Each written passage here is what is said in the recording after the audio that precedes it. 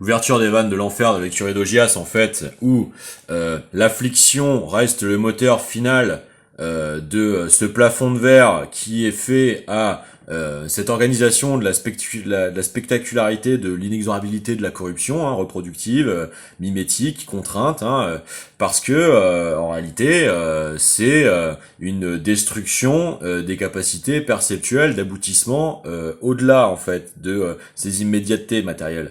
C'est-à-dire que parce que il manque dans la tête de ces gens-là la valeur du concept de stock, c'est-à-dire de la vie elle-même, en fait, en réalité, dans leur concept d'économie, je rappelle quand même que l'étymologie d'économie, c'est-à-dire quand même l'organisation du monde, d'accord ? Le cosmos, l'ordre du monde, l'économie, l'organisation. Donc, si vous voulez, avoir si peu présent, en fait, en esprit, ce qui est le stock de générativité absolue qui est la vie, pour l'organisation logisticienne, ça démontre quand même la signature psychocomportementale de quel type d'idéologie la sous-tend. Si c'est un interfaçage maritime en fait thalassocratique de vidage de la démocratie de sa substance pour les territoires encerclés restants. On voit bien à ce moment-là qu'il s'agit bien plus d'une politique de containment exploitationnel que d'une logique de souveraineté. Bon. Donc le problème c'est que des vies non souveraines sont des vies d'esclaves, puisque elles ne sont pas l'aboutissement en fait psychique du processus de la philosophie, mais bel et bien de la réponse exploitationnelle contrainte soutirable, arrachable. Donc le ressort c'est l'affliction, c'est pas l'horizon. Voilà la fausseté dans laquelle on est plongé, et c'est permis par ces dispositifs. Dieu sera plus proche de toi que la veine de ton cou. Mais parce qu'on vous prépare en fait l'enfer de la cyber-techno-domination des réplicants, faut comprendre.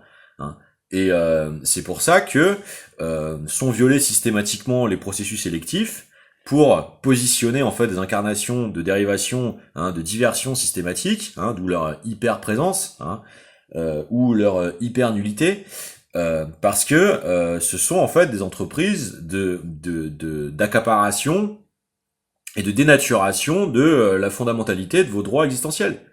Point. Vous êtes réduit à des prévisions logisticiennes de superstructures non décidées par vous, non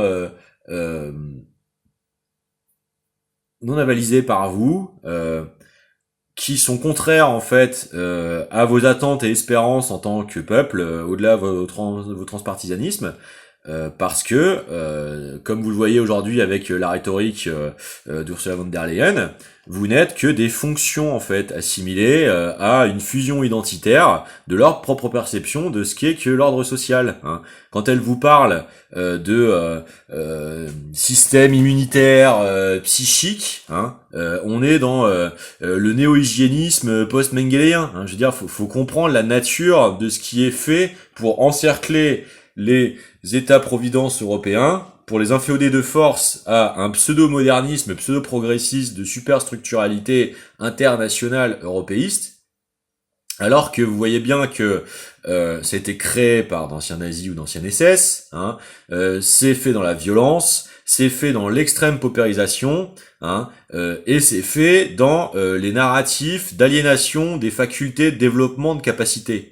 On a étouffé, on a asphyxié les gamins à l'école pour massacrer les vieux dans les EHPAD. Ça veut dire qu'on veut créer, au moment de l'acquisition de la socialité mimétique